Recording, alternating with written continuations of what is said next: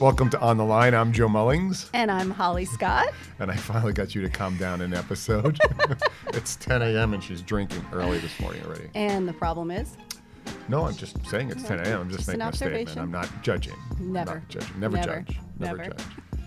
I thought it might be interesting to talk about how resignation. No, today's about your first 10 years in the business.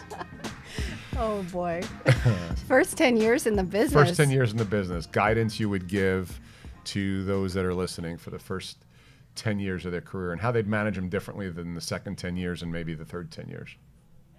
So the first 10 years should be full on dedication, commitment, jump in, you're making your mark, right? And that is without question the time to hustle. Mm-hmm. This is the time to go in and prove you've got the grit, the tenacity, the determination to make your mark. Mm-hmm. So whatever your expertise is, whatever your area of study is, it's the time to get out there and really make the statement. But should you be tied? I want to stop there. Should you be tied to those 4 years of study to lock you up for the next 40 of your career? What if you did 4 years in, I don't know, cosmetology, mm-hmm. and you're like, oh my God, no. Mm-hmm. So should you just stick in there then, since you locked and loaded from 18 to 22 years old? No, okay. never be a slave to what is in Mom history. said you should do, and Dad said you should do. Right, exactly, or what you've done, right? If it's not moving you where you want to go, then move away from it, certainly, no doubt. So if you study something and you find that you test the waters and it's not what you want,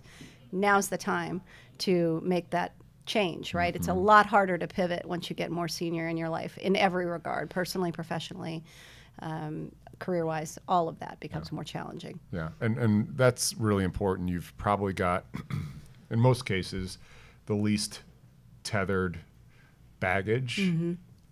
Meaning relationships, meaning commitments, economic commitments, other than school loans, mm-hmm. Commitments in regards to house, mortgage, sig other careers, etc. So now you're right. Mm-hmm. Now's the time to double down on that. Mm-hmm. What I get, I saw it again this weekend, and it was really close to home to me, is the people who are just starting their career who have no interest in doubling down and putting in 60, 70-hour weeks. In fact, they're happy when the weekend gets here.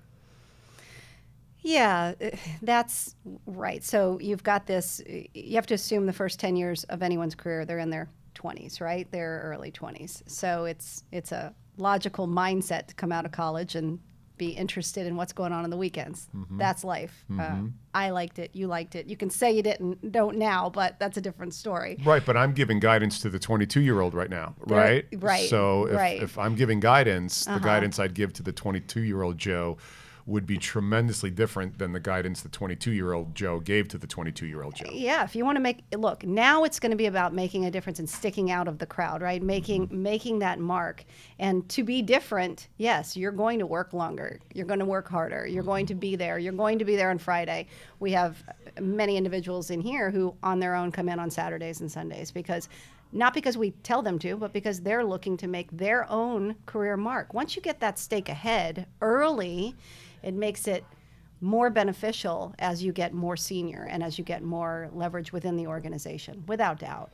Yeah, and that's a good point. If you come out of the gate super strong in years 1 through, let's call it 6, sure, and you get a head start on everybody else, odds are you're not going to slow down, and I'm not suggesting you slow down, but you already have created enough of a gap between those who are chasing you. Mm-hmm. Now, the newbies coming out that are 5 years behind you, right, may be bringing the heat as well. Right. Now, you do have experience over them. Yes. Right? So you've created that gap on the experience as well. So that's critical. Yeah. What I see too much of these days is judgment on the millennials, let's just call it that, on the number of moves they make early in their career. And I think if you're making moves because they're strategic moves, like every 3 years to get a new experience, a new boss, a new geography, a new technology, that makes sense. If you're making moves to get out from under a bad boss or bad leadership, that makes sense. But if you're just making moves for wanderlust, what are your thoughts on that?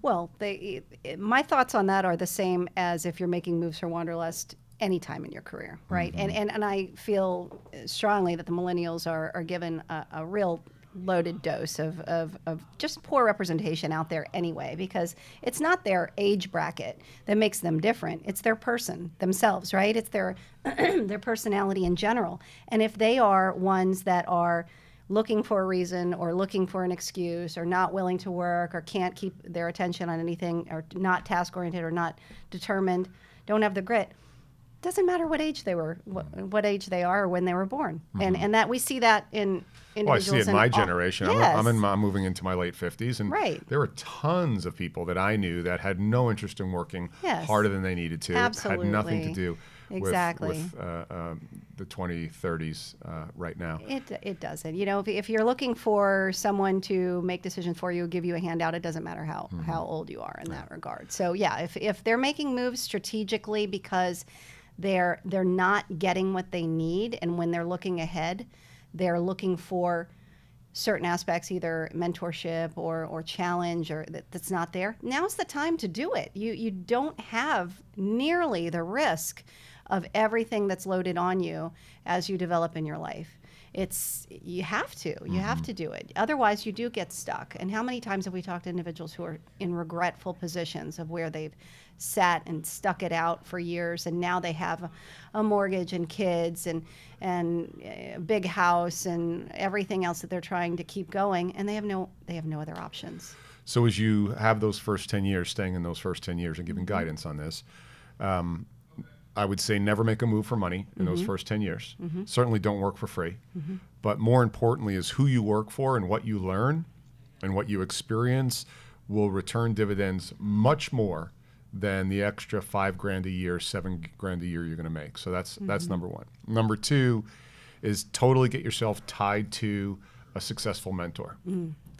Number one. Right? And a good mentor will roll with you for 3 years and be happy that you leave, right? So let me make sure I put that qualifier on there. Right. A good mentor isn't a good mentor if he or she wants you to stay with them. They'll wish you well, they'll understand. And they'll continue to coach you. That's right. Right, we've That's seen right. that time and time again. So we handle a lot of people who are like, oh, geez, I got to go in and resign to, Mrs. Brown or Mr. Brown. They're my mentor.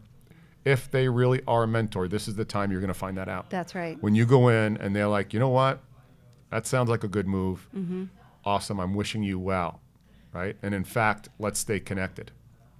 So that's another must-have. Don't pick for money. Go for mentor. Go for diversity. Go for diversity of thought. Go for diversity of culture. Go for diversity of geography.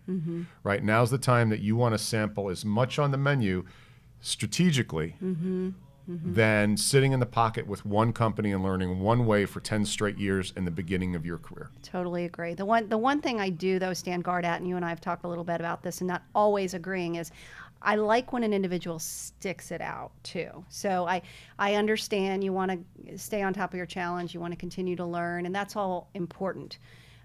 There are many individuals, though, that will look at a person, considering them for their team, and look at how they reacted when things got tough or boring or tactical or required, and all of that is part of life too, right? So sticking it out. I'm not saying run. Right. I'm saying if you can sit down through a soul-searching conversation, which really is an interview in disguise if you do it right, and explain why you moved. Don't tell me you moved because you got laid off or you moved because you didn't like the way they were doing business. It's got to be more strategic than that. It's got to be about your personal development. So the guidance I would give to people, especially in interviews, is don't make somebody else's move an excuse why you moved.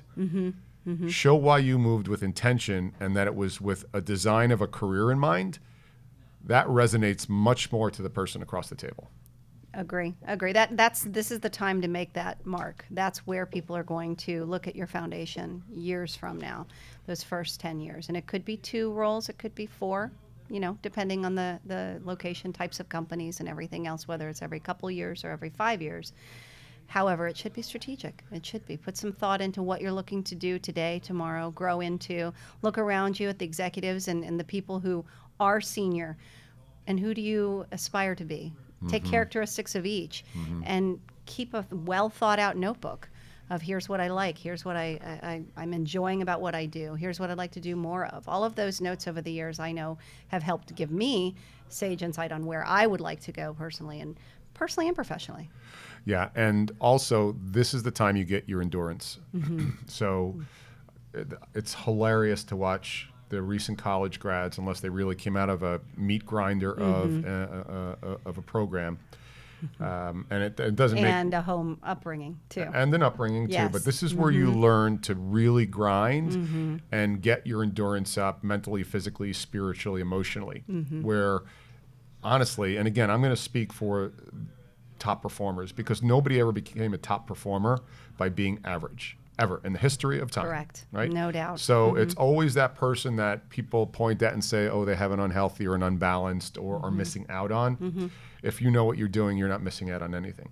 And so this is the time that you do show up at 7 and you work till 7 and you find something that you're really digging, so it's really not work, so to speak. Once you establish that endurance, like any athlete, whether you're a distance runner, whether you're lifting weights, whatever it is, that will stay with you forever. Nobody ever grounded out from 22 to 32 other than burnt out. And that's a different reason. You were not burnt out for work. You were burnt out for other reasons. Right. No doubt. No, the endurance, in everything we've discussed, that's number one to me. Because if you can learn that early, and it's not taught consistently in any pocket. You may get a lot of it at home and then go into school, and school's different. And then you work and school and home and all your external activities. All of those factors will tee you up for a work ethic that's insurmountable. But endurance isn't just being up for 12 hours, 14, 18 hours at a time. Endurance is about having the psychological, the emotional ability to endure really tough, aggressive, punishing times. And it's not just the physical endurance. Again, it's he or she works really hard and long. There's a lot of people I know who right now are going through major surgeries because they're working really long, but they don't have emotional endurance because their job is killing them. And it's what they process in their mind that's killing them, that's associated with the job. So like I have a dear friend who is at the top of his industry, and he is always affected by outcomes that occur to him, even though he's at the top end, that he internalizes, and it's eating him alive.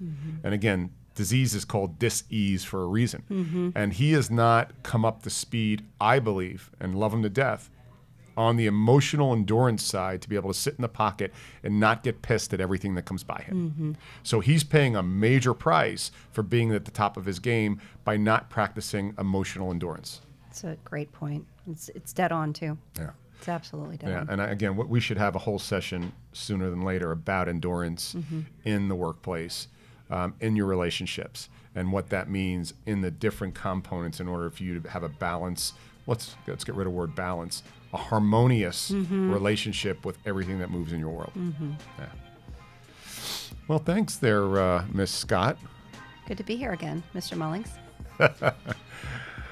This has been On the Line. I'm Joe Mullings. And I am Holly Scott. And I'll see you all soon.